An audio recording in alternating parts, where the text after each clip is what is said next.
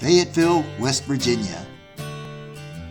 A cozy, picturesque small town of less than 3,000 people. Home to the scenic New River Gorge Bridge and located next to the beautiful Babcock State Park, Fayetteville is truly a jewel nestled in the heart of the Appalachian Mountains. Fayetteville is known for its friendly, cozy, small-town appeal, as well as its stunning natural beauty. There is, however, one thing that the town of Fayetteville would rather not be known for.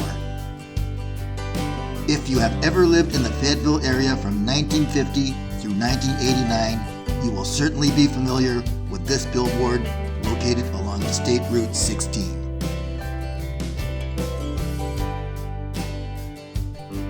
In today's episode, we will look into the mystery of the Sodder Children.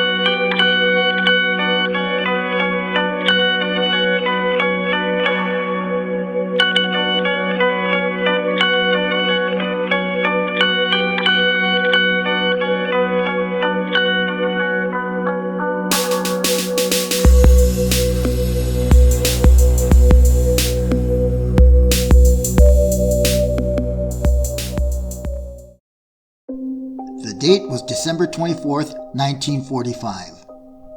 The Sodder family was celebrating Christmas at their home in Fayetteville, West Virginia. The time was now 10 p.m. and George and Jenny Sodder reminded their 9 children that it was time for bed. It had been a long and tiring day, so it didn't take much coaxing to get all 9 children to go to sleep. George and Jenny slept on the second floor along with their 2-year-old daughter and their 3 oldest children.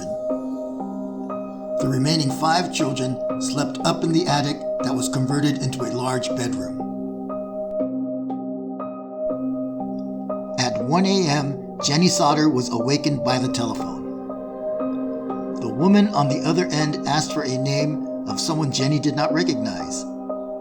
She could hear laughter in the background as she told the woman that she had the wrong number.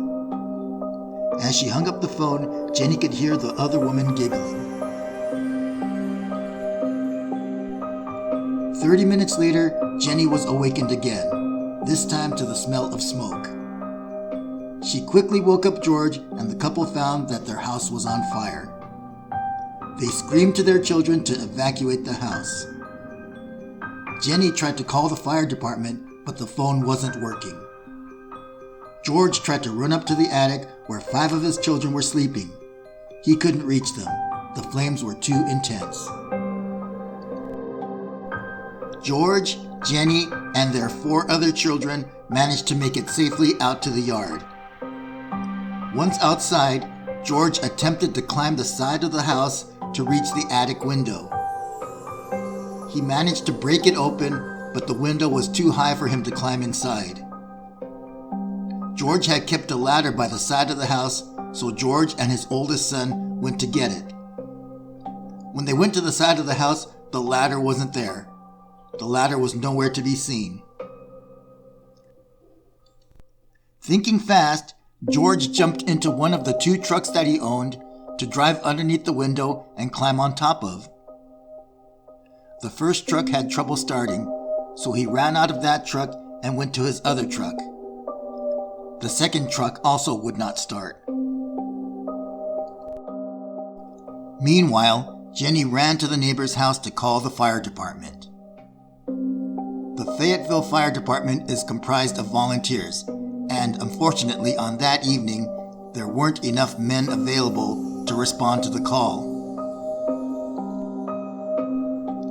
Frustrated and out of options, the family could do nothing else but watch their house burn, with 5 of their children still trapped in the attic.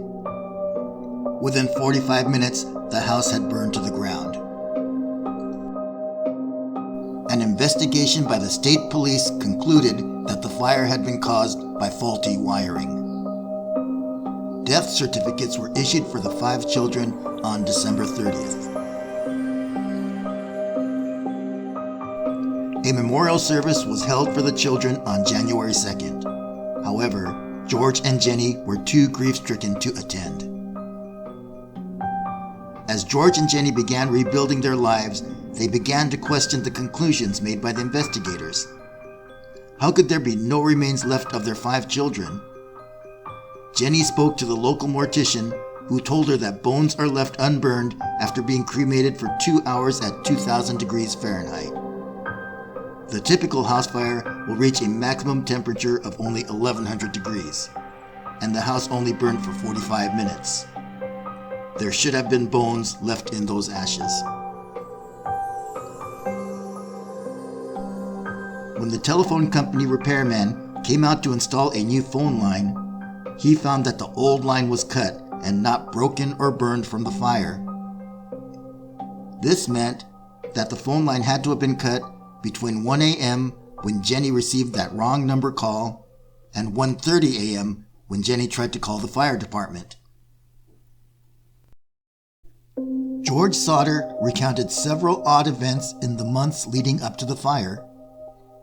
The town of Fayetteville is home to a small but very active Italian community. George himself was an Italian immigrant, and his views on Mussolini were well known in the community. George had always been a harsh critic of the fascist leader and would often end up in heated arguments with some in the town who were supporters of Mussolini.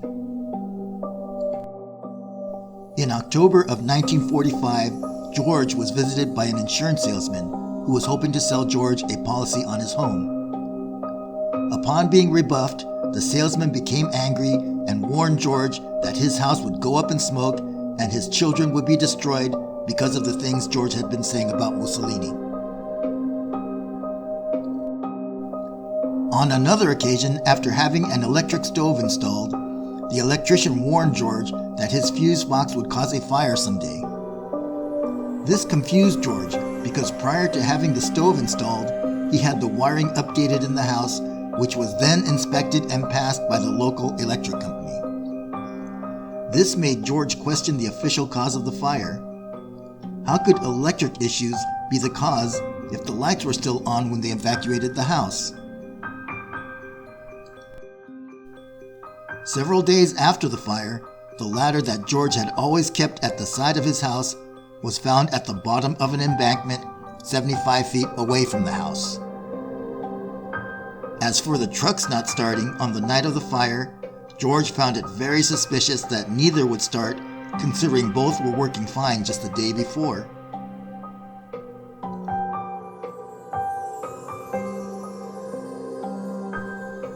On the night of the fire, a neighbor reported seeing the 5 Sodder children in a car that drove by her house as the fire was raging. The next day, on December 25th, a woman who worked at a tourist stop 15 miles west of Fayetteville reported serving breakfast to the 5 children. She also reported seeing a car with Florida license plates in the parking lot. 1 week later, on January 2nd, a woman working at a motel in nearby Charleston reported seeing 4 of the 5 Sodder children who were accompanied by 2 men and 2 women.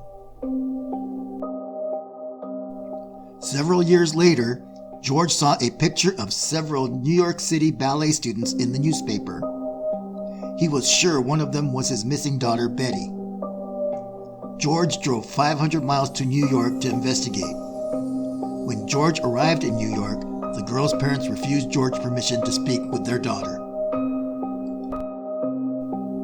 Still desperate to find answers, George and Jenny hired a private investigator to look into the case.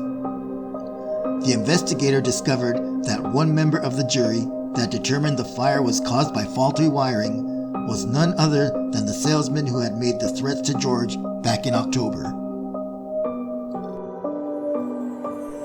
The investigator also looked into rumors that Fire Chief Morris had found a heart while searching the ashes of the house. This prompted George to confront Chief Morris. Morris admitted that he did find a heart. Morris said that he put the heart in a metal box and buried it at the site of the fire. Morris even led George to the box, and sure enough, it appeared to contain a human heart. George had the heart analyzed, and it turned out to be a beef liver, which was never exposed to fire. Chief Morris later claimed that he put the beef liver in the ashes, hoping the Sodders would find it and thus somehow give closure to them. The reasoning behind Chief Morris's actions made no sense to George or Jenny. In 1952, the Sodders erected the now famous billboard on State Route 16, hoping to generate leads in the case.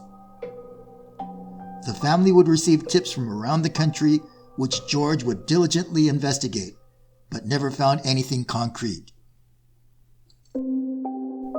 In 1967, the family received a letter addressed specifically to Jenny. The envelope bore a Kentucky postmark but had no return address. Inside was a picture of a young man, approximately 30 years old, who bore a striking resemblance to their son Louis, who would have been in his 30s had he survived. On the back of the photo was written this cryptic message: Louis Sodder, I love brother Frankie, little boys, A90132 or 35. George and Jenny hired a private investigator to go to Kentucky and search for Louis. The investigator never reported back to the Sodders, and they were unable to locate him again. George Sodder died in 1969, never knowing the true fate of his 5 children. Jenny continued on, never giving up hope.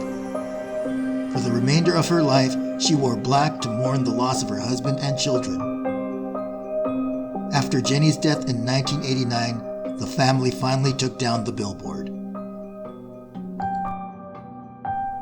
What did happen to the Sodder children? Did they perish in the fire? Were they kidnapped? It has been over 75 years since the fire had burned down their house in 1945. If the children did survive, they would be well into their 80s, and time is running out for them to come forward, if it's not already too late.